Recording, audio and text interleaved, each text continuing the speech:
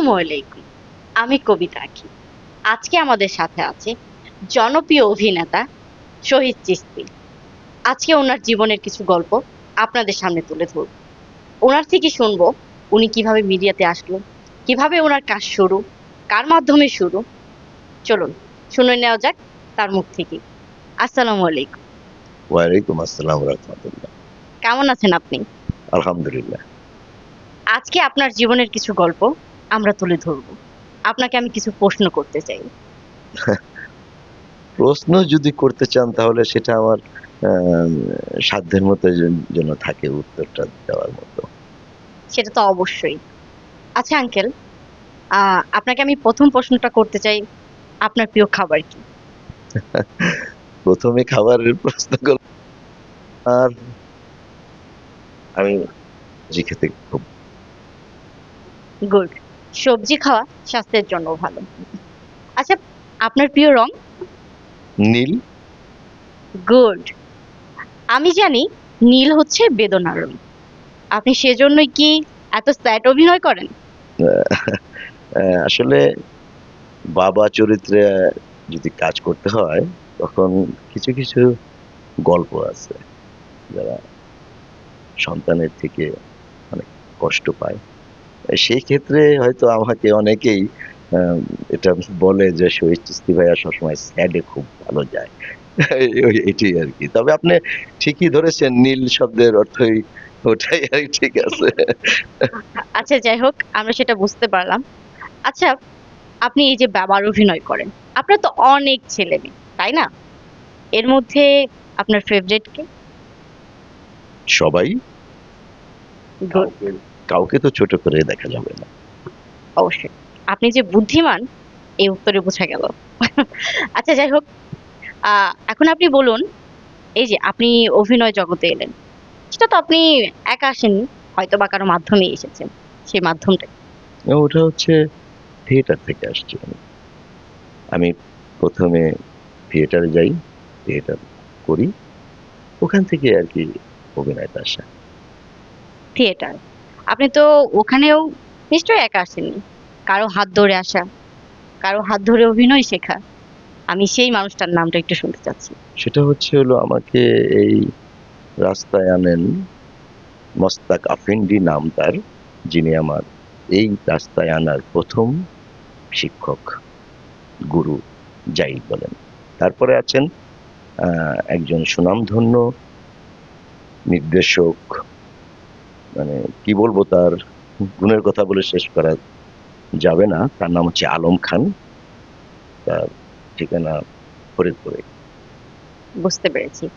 আচ্ছা, আপনি তো অনেক নাটকে অভিনয় করেছেন।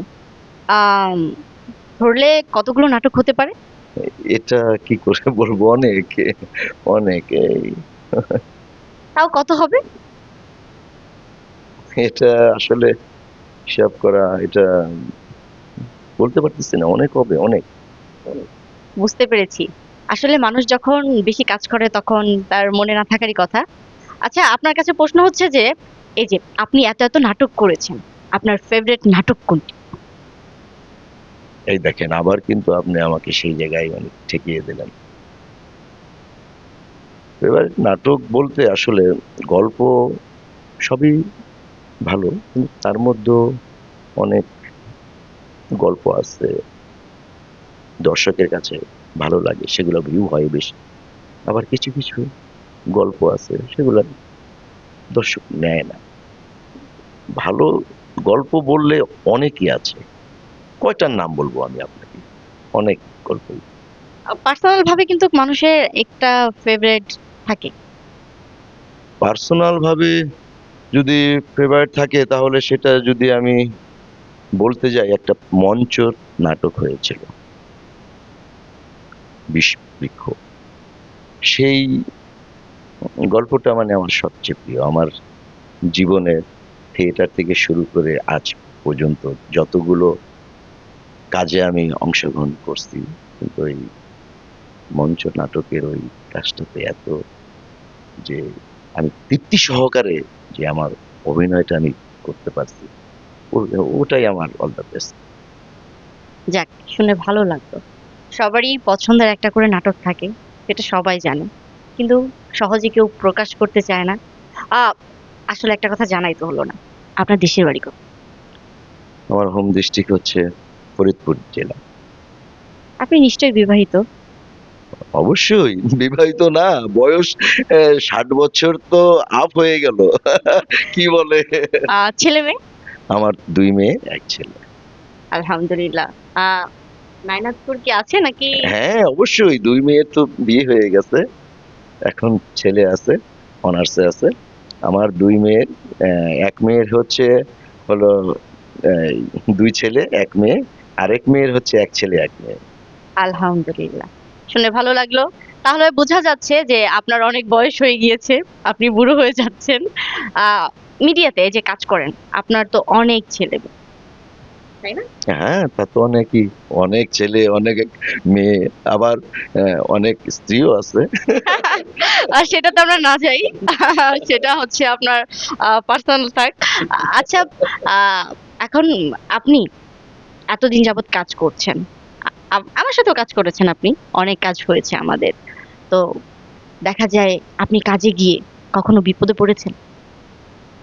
বিপদে পড়া বলতে একটা আহ, কাজের একটা আমার খুবই মনে পড়ে এবং সেটা খুব স্মরণীয়। সেটা হচ্ছে একটা কাজে আমার দাড়ি লাগানো হয়েছিল, ফেক দাড়ি।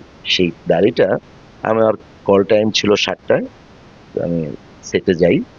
সেটে যাওয়ার পরে সকাল 7টায় যে 7:30টার মধ্যে আমাকে মেকআপ টেবিলে বসতে হয়। তারপরে আমি নেই সেই গেট আপটা, ফেক দাড়ি, পরে এই এখান থেকে এই পর্যন্ত।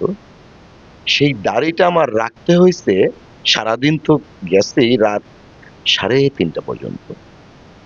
তো দাড়িটাতে মানে ওই যে কিছু স্পিড জাতীয় আঠা জাতীয় আছে, তো সেগুলো মানে আমার যে এত কষ্ট হয়েছিল, মানে কি বলবো। আহ, রাত তখন বাজে আনুমানিক, যতটা মনে পড়ে, 9টার দিকে। তখন আমার হঠাৎ করে কি মনে হলো যে আমার সারা মুখটা চুলকাচ্ছে, কিন্তু আমি পারতেছি না তো, চুলকাতে তো পারবো না, ফেক দাড়ি। মানে খুব, প্রায় আধা ঘন্টার মতো আমার খুব কষ্ট হয়েছে। আপনি তো অভিনয় করেন, অনেক টাকা ইনকামও করেন। আপনার কাছে আমার প্রশ্ন হচ্ছে, আপনার ইনকামের টাকা আর আপনার বাবার ইনকামের টাকার মধ্যে পার্থক্য আছে? হ্যাঁ, আছে। কি পার্থক্য? আমার বাবা যখন ইনকাম করতেন, তখন আমি কখনো না খেয়ে থাকিনি, কিন্তু এখন আমি ইনকাম করছি, অনেক দিন, অনেক রাত আমি না খেয়েছিলাম। এটা আপনি কি বলছেন? আপনি এত টাকা ইনকাম করছেন, আপনি এখন না খেয়ে থাকছেন, আপনি তাহলে এত টাকা কি করছেন? আমার সন্তানের জন্য দিন রাত আমি খেটে মরছি, এ প্রান্ত থেকে ও প্রান্তে যাই, আমার সন্তানকে খাওয়াই, সন্তানের ভালো মন্দ, তার পোশাক আশাক, পড়াশোনা, সংসারের খরচ, এই সংসারের পিছনে দৌড়াতে দৌড়াতে কখন যে সময় চলে যায় আমি নিজেও টের পাই না। আমার এমনও একদিন ছিল, আমার বড় মেয়ের বয়স 6 বছর, ছোট মেয়ের বয়স 2 বছর। আমি আহ, এক সময় ঢাকা থেকে ফিরি, ঈদের আর বাকি ছিল 2 দিন। মেয়ের মা আমাকে ফোন দিল, ওরা মানে আমার বড় মেয়েটা, ও খুব আশাবাদী আব্বু আসবে নতুন জামা কাপড় নিয়ে, এসব বিষয় আর কি মেয়ের মা আমাকে শোনালো। তুমি কি আসছো? তোমার মেয়ে তো এইসব আশা করতেছে। তো আমি বললাম, হ্যাঁ আমি আসতেছি। আমি তখন এমন একটা পরিস্থিতি ছিল, আমার কাছে তখন টাকা ছিল খুব কম, খুবই কম। ফার্ম গেট থেকে, ওই যে ফার্ম গেটের যে ফ্লাইওভারটা ছিল, ব্রিজের নিচে ফুটপাতে আর কি, ওখানে থেকে আমার মেয়ের জন্য, আই এম সরি, ওর জন্য একটা প্যান্ট আর একটা ফর কিনি, সরি, তো যাই, ওগুলো নিয়ে যাই। আমার বাড়িতে যে যখন দরজা নক করি, তখন ওর আম্মু ঠিক পাইছে আমি আসছি, ওর আম্মু বলছে তো তোমার আব্বু আসছে। আমার মেয়ে লাফ দিয়ে আমার কোলে উঠে আমার মেয়ের হাতে ওগুলো দেই।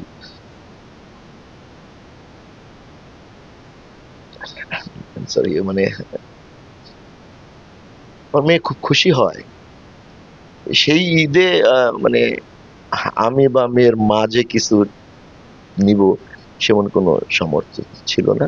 শুধু সেমাই কেনার মতো কিছু অর্থ ছিল, ওই দিয়ে আমাদের ঈদ হয়। এমনি করেই প্রত্যেকটা মা বাবা তার সন্তানকে আগলিয়ে রাখে, কিন্তু কষ্টটা তখনই হয় সেই সন্তান যখন বড় হয়, তখন যদি বাবা মাকে সেই সন্তান একটু জোরে কটু কথা বলে না, তখন খুব কষ্ট হয়। কষ্ট, আই এম সরি, আমি আর কিছু বলতে পারতেছি না। বুঝতে পেরেছি আপনি খুব ইমোশনাল হয়ে পড়েছেন। I'm sorry, I'm sorry. আসলে আঙ্কেল, বাবা মা এমনই হয়। আপনার বাবাও আপনার জন্য অনেক কষ্ট করেছে, যেটা হয়তো বা আপনি চোখে দেখতে পাননি। আমার বাবা মাও আমার জন্য অনেক কষ্ট করেছে, যেটা কখনো আমি উপলব্ধি করতে পারিনি। হয়তো বা আমি যখন বাবা মা হব, তখন আমিও বুঝতে পারবো। যাই হোক দর্শক, আমরা একটু ইমোশনাল হয়ে পড়েছিলাম। তো আজকের এই অনুষ্ঠান এই পর্যন্তই। সবাই ভালো থাকবেন, সুস্থ থাকবেন, আর আমাদের পাশেই থাকবেন।